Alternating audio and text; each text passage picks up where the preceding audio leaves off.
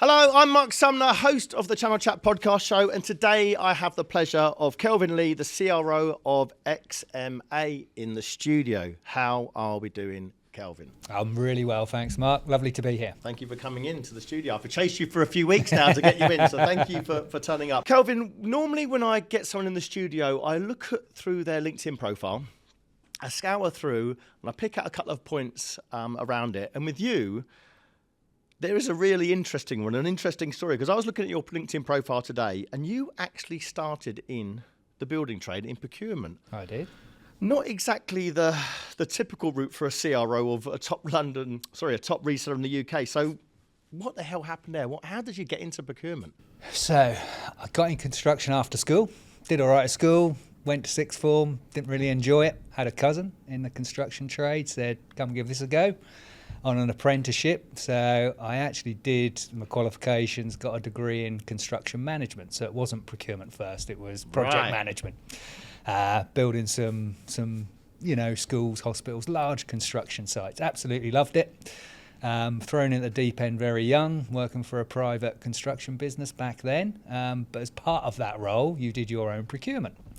And as time went on, I felt that I enjoyed the procurement part the best. So when I moved on from there, I joined a company who are Kia now, very large construction company, and they had dedicated procurement. So I went in there and worked my way up as a category manager, all the way up to head of procurement, and then went round to probably three of the largest construction organisations in the UK as head of procurement, director of procurement roles. Absolutely loved it. And a procurement role, for the listeners out there, what is that? Is that just sort of saving costs on people? What is it doing? We used to have a guy actually used to pop in the office on a Friday afternoon saying, I'm coming to see the shopping department, and that's the perception, right? But I think the change from a buying department or a purchasing department to procurement is quite a fundamental shift, right? Back in the day, you sort of fell into buying or purchasing roles, but now you have the Chartered Institute of Purchase and Supply who've sort of made it a qualification and a real-time job, and it's absolutely managing budgets and saving money, so you need to be a good negotiator, but it's the supplier relationship management around the whole supply chain. It's understanding the end-to-end of that supply chain and all the points in which you can save money or you can improve the efficiencies throughout that.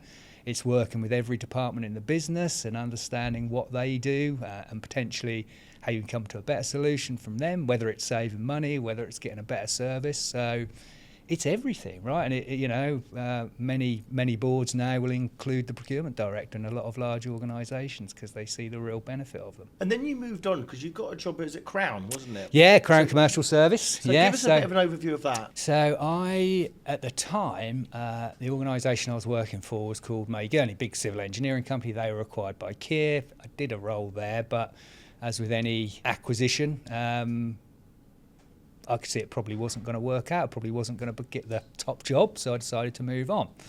And at the time, I talked to a recruiter, a specialist procurement recruiter, and he said, look, Crown Commercial Service are looking to bring in a lot of people from the private sector to mix with their civil servants and upskill the commercial function across government, which sounded really interesting. Yeah. So I went there for the role, and they had a head of construction role, which I applied for and got. But they come back to me, said, look, we love you, we want you to come and do it, but we're based up in Liverpool, and I'm based in the east of the country, over in East Anglia. They said, I don't think you're going to come here, are you? I said, no, but our technology division is based in Norwich.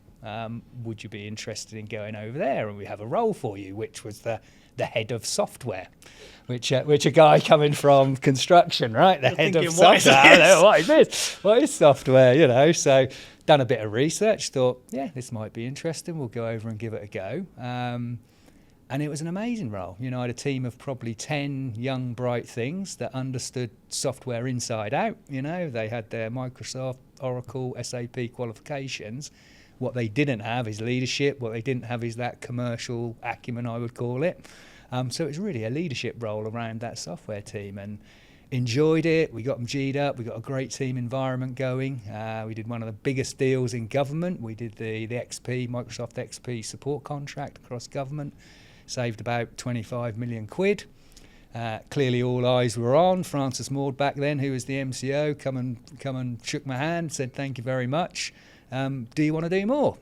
So I then took on the hardware team. I took on the services team.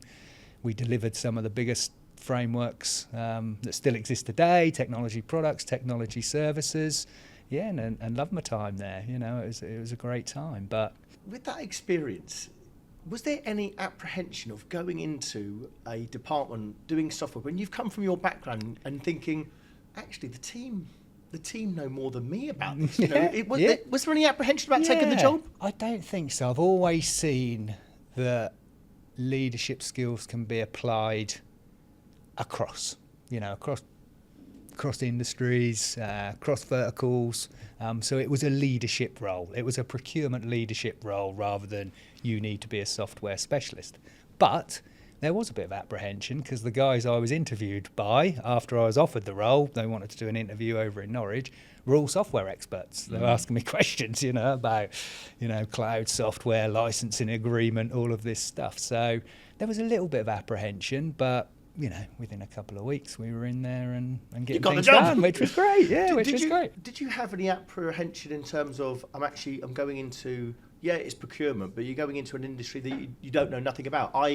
Was it pot luck that you sort of ended up in tech? Yeah, definitely. Yeah, definitely. You didn't plan to think No, absolutely not. I didn't plan that. It was probably luck. I had the same perception of civil servants, and when I said to sort of friends and people like that I was going to get the job, you're going to have a headache, long-standing civil servants, they won't want to change their ideas, they've been there 100 years and all of that. But I didn't find that. I found some excellent civil servants that had perhaps sort of been pushed to the side and placed in a corner, so they've sort of sat there and thought, right, well, I'll wait and I'll end up taking my pension and I'll be happy. But once I arrived and opened it up and said, let's challenge the status quo, let's have a look at these procurement regs, let's see where we can really push the boundaries, you found it just sort of got some excitement going and bred some life into them. And I had a mixed team of long-standing civil servants and brand new people from the private sector, and I had a really good time there. And then you made the transition into one of the top resellers in the country, which is XMA. How did that happen? Yeah, so the thing with procurement, public sector frameworks is they're sort of cyclical, really. So after about 3 years, you've done one of these things. They're monsters, right? They take about 18 months to deliver, so it's a big project, like where I started, and that's how I treated it. But once you've done a couple of cycles, you sort of think, well, do I want to be here continuing to do this, for the rest of my life, like some of these civil servants? And I sort of decided, no, I want to move out. I know a lot more about the technology industry now. Of course, I did all the supplier relationship managers with all the main vendors, all the main resellers. And when I decided to come out, there was 2 resellers which I considered working for. I won't say the name of the other one, but XMA was one. I'd met Lee Hamani once, and he was a force of nature, right? Enthusiastic, positive, full of energy. Loved him. We hit it off straight away. Lots of connections. We both love our martial arts, boxing, things like that outside of work as well. So we hit it off. The only thing he couldn't do is buy me dinner, because I told him I have to buy you a coffee because I'm a civil servant, right? So we did. We sat in a little Costa, and I brought him a coffee, not a posh restaurant somewhere, and we just chatted. Someone introduced us, and they sort of sat back and we chatted for a couple of hours. And working for somebody is really important for me. So I could see that I was going to work for someone. It was a privately owned company, so I knew I'd be given that flexibility to do things and push those boundaries, which I like to do. He sort of told me I would get autonomy over the whole of procurement at the time, which was great. But the really interesting thing was, back then XMA were a reseller, but they were part of the West Coast Group, who were a distributor, and they had the Vigeland brand and they were a manufacturer. So I had the full end-to-end of the IT industry in one company there. So that's why I chose XMA and haven't looked back since. And you've obviously been very successful there, because you've obviously gone on to the Chief Operating Officer role, but more recently, or in your career, you've gone to the CRO role. Yes. Now, my question is, Kelvin, most people from your background wouldn't go into a sales leadership role, or whatever you might call it, depends on the company, of course. So I've spoken to a few people in the studio before. A chief revenue officer, most say it's covering sales, marketing, customer success. What does it mean for XMA? What is your job? Yeah, exactly that. Plus services, plus our bids function. So I cover all of that. It wasn't so much of a dramatic change. I was the COO sitting on the exec board for 4 years before I took the CRO role. We made some changes. We come out of the West Coast group 3 years ago. So we made some changes at board level.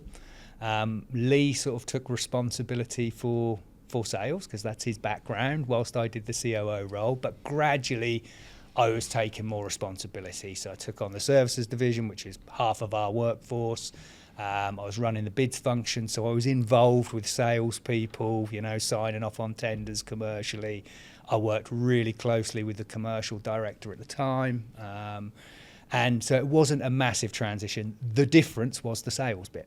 I sort of had the sight of the vendors, the commercial, the bids, the services. So the difference was the sales bit. And you're right. And if I'm truly honest with myself, when Lee and the rest of the board asked me to do the CRO role, it's probably the first time in my life that I sat down and had to really think about it hard, because I had a great relationship with the sales force. I could add real value to the sales and commercial guys, but I'd never led them. I'd never been a sales leader. I'd never been a salesman, or a salesperson. So yeah, it has been a steep learning curve. And although I always do say that procurement is sales in reverse. So I've been at the end. I understand what a customer wants and how demanding they can be and how hard it is for a salesman trying to sell to someone from procurement. So I think that's what I've tried to do, and sort of tried to put myself in their shoes of, right, you're now selling to who I was a few years ago. So do you ever think, Kelvin, I might look good saving money if I'm in procurement, but if I don't sell, I'm going to get sacked because the number's on my head. Yeah, do you ever worry about that? Yeah. I think procurement, marketing to an extent, commercial, you can always prove your value. Every procurement role, if ever pressure was put on my team, I could just go back and say, well, saved another £1 million here. That pays for all of them people 4 times over. Why are you putting pressure on my team, right? Yeah. And there is that jeopardy within sales, and that's why salespeople get paid a lot more money. There's risk and reward to it. So, but I've never thought like that now. I've never gone into anything in my life thinking about failing. You haven't thought, if I don't do this number, I'm out. No. I've never ever thought like that. Anything I've ever done, I've always gone into it with that positive mind frame, and I say to the team, I say to the sales managers when we sit down on the sales call every Friday, right?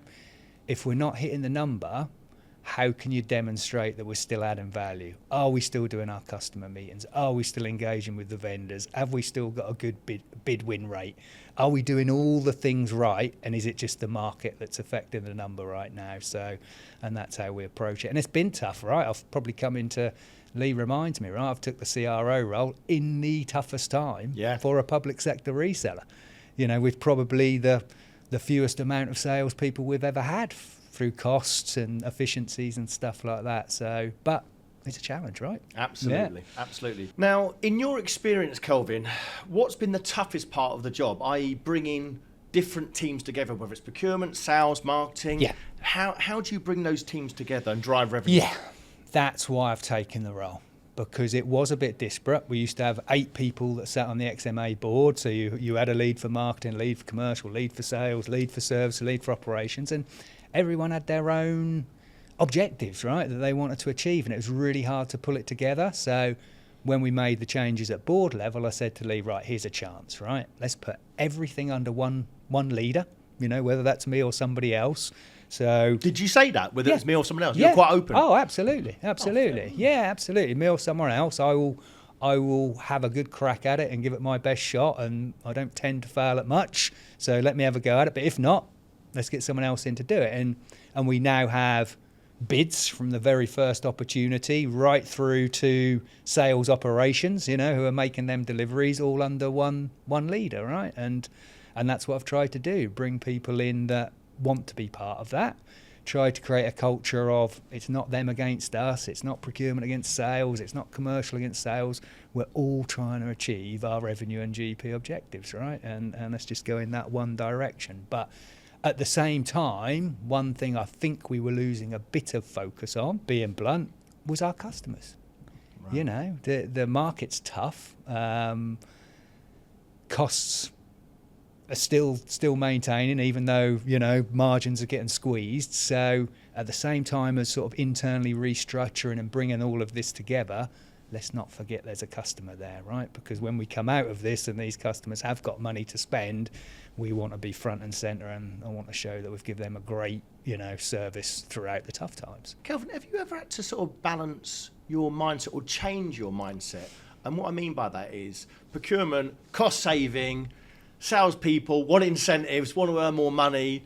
If I had you as my boss, I'd be thinking, oh no, Kelvin's going to cut the commission structure, he's going to do this, he's going to do that, he's not going to do incentives. Yeah. Have you had to change your mindset, or have you approached it in the same mindset? 100%. I've had to change my mindset. Not from a leadership or creating that culture or that environment that I want to create. I've sort of had that for 20 years, but absolutely, because you're spot on. You know, as a procurement person, you just think mentally about saving costs all of the time. So it's now not cutting heads. It's about how I can get more out of the same with incentives, you know, with working with the vendors, with dangling that carrot at the end of the line. And I think year one, so probably spring last year, I took the role. Year one was quite hard because that was about implementing some structure and some consistent commission plans and having difficult conversations and getting the right leadership in. But this year we've absolutely launched with many more incentives, competition between teams, individual team incentives, stuff like that, which is fun, right? Yeah, fantastic. Yeah. Fantastic. When it comes to driving revenue, what's the biggest challenge you think XMA faces, and how do you measure success? Is it purely numbers?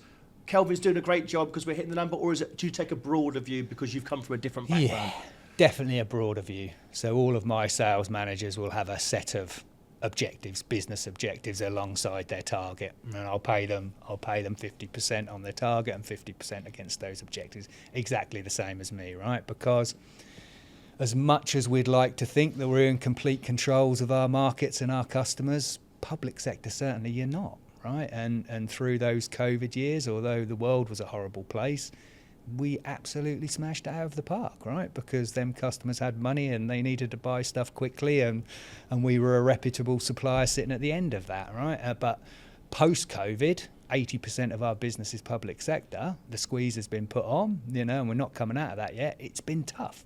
So I don't think you can just measure our people on revenue and GP.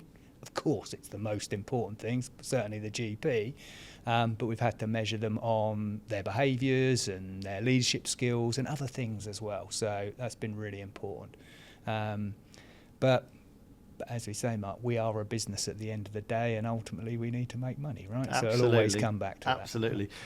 Kelvin, I've always had the impression, rightly or wrongly, that public sector tends to lag when it comes to adopting new technology. Now, I may be wrong. You can tell me. So with AI and sort of cyber and other innovations, do you think that's still the case? Are they lagging behind the sort of corporate world? In pockets, I think you're right. I think now a lot of the CIOs within public sector have probably come from private sector backgrounds, or there's a good mix, bit like my procurement story. So there's a much better mix now. I think central government, that would be untrue. I think they are well ahead on their journey in some pockets with AI and automation and stuff like that. But I think it's budget driven. You know, I don't think it's that local governments don't want to go on this journey. I just think they give a finite amount of budget for technology.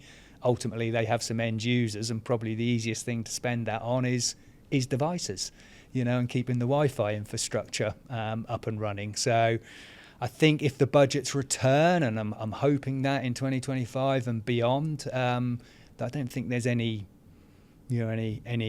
lag, or they're behind private sector in any way. You mentioned there about you moving into the sector. Now, if I'm honest with you, if I was a recruiter, which I am, I wouldn't have picked you to get into tech. No? I'd have thought I wouldn't have picked Kelvin's background. Do you think there is an appetite in the top 100 buyers and in XMA maybe to get people from selling into public sector, but they're not in IT, and that you can bring them in, because those skills are transferable, but there's not many partners in the UK that will look at those sort of backgrounds? Do you sort of consider those backgrounds, or do you still stick to you've got to have sold tech and you've got to sell in public sector? Depends on the role. So 100%, this is one of the things that I'm trying to change for XMA. Maybe that will change in the marketplace as well. So we've just taken some new business guys on. One's from a second-hand car dealership. One's from recruitment, actually. Best salespeople. Best salespeople. Well, absolutely. And I was speaking to her earlier, and I said, look, it's cutthroat. It is a tough sales environment. It won't be any tougher here. It'll just be you're going to have to do your training around the products. But At the end of the day, you're selling a product or a service, whatever you're doing. So I don't think so. I think in the senior roles, I think an account director, client manager level, guys that are on site with customers all the time. I think the customers expect that you've got that knowledge around technology, or at least you can connect them with the people in your business that do have that experience. But pure new business, starters in the industry, absolutely. I'd look at anyone. Looking ahead, yes. Kelvin, you've been in the role quite a period of time now. Where do you see the biggest opportunities for XMA in the next sort of 2 to 3 years? Where's the market going? We are a hardware reseller into public sector, right? So that's always probably going to be our biggest opportunity. A Windows 11 refresh, for example. We expect to do well this year and moving into next year when people are refreshing devices. And we're not going to ever lose that, right? But through acquisition, what we've started to do is identify more specialist organisations, whether that's by vendor specialism or whether that's by technology specialism. So that's how we'll grow that. I think XMA's biggest opportunity in the next 3 years is our services business. I've said it in an interview recently. I think it's our best kept secret, and that's a really bad thing.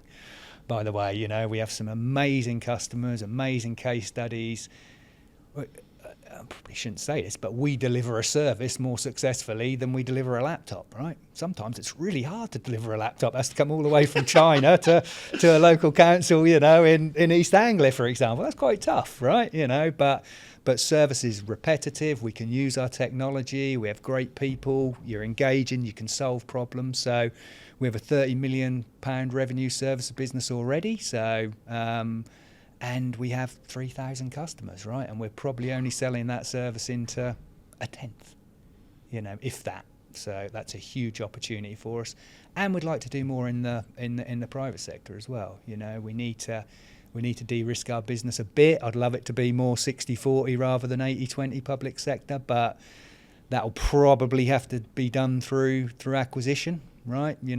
Why would organisations in the private sector go away from the companies that have been operating there all these years? So it's a hard sell for XMA, but maybe through acquisition we'd like to grow that area. Beyond the business metrics, how do you personally measure your success in the role? Apart from your paycheck. Of course, yeah, absolutely, yeah. That's nice, at the end of the month, whether that looks nice or not. But it's whether I'm adding value, and it always has been, And this is why I've done 4 roles in XMA. It's not Lee saying, "Do you want to do another role?" It's me saying, "Look, I've done the procurement thing. We've sorted out the governance. We've put the T's and C's in place. All the agreements are there. We can bring in someone much less expensive than me to run procurement now. I've gone on to operation, COO, CRO. So it's always about where can I add the most value, and that's generally how I measure myself. And the other thing is, am I enjoying it? Am I getting out of bed with a smile on my face, and do I still want to go and do it? Because I know that whether it's consciously or subconsciously, you won't be delivering if you're not enjoying it. You won't be giving your employees a great experience, and your peers, won't be having that great experience. So I've got to enjoy it as well. Yeah, absolutely. Kelvin, the next logical role for you would be a CEO role. So is that something you want? Is that something you'd like to do in the future? Yeah, definitely. I'm a leader. I've always led large teams, and naturally I like full ownership of, the end to end. I think it's worked brilliantly for me at XMA with Lee, because It's not like a CEO, COO or CEO, CRO relationship. He'll let me look at anything. He'll give me autonomy to look at anything.